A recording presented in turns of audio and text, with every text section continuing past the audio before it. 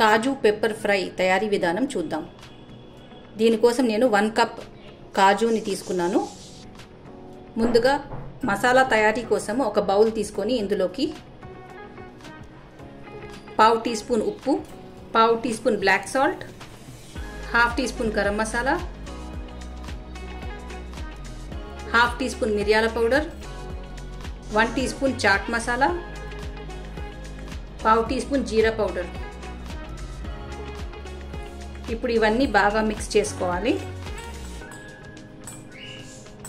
ఇప్పుడు మనము stove on చేసుకొని ఒక ప్యాన్ పెట్టుకొని ఇందులోకి 1 టేబుల్ స్పూన్ నెయ్యి వేసుకోవాలి.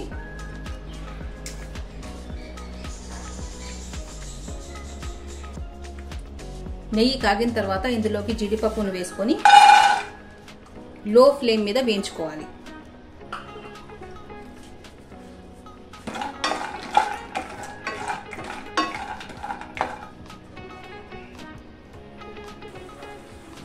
జీడిపప్పు బాగా వేగి బంగారు రంగులోకి వచ్చాక స్టవ్ ఆఫ్ చేసుకోవాలి.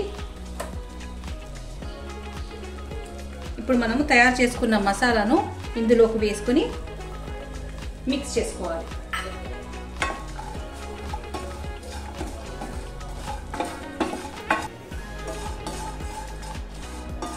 వేడి మీద జీడిపప్పు మెత్తగా ఉండొచ్చు, కొద్దిగా చల్లారగా బాగా కరకరలాడుతాయి.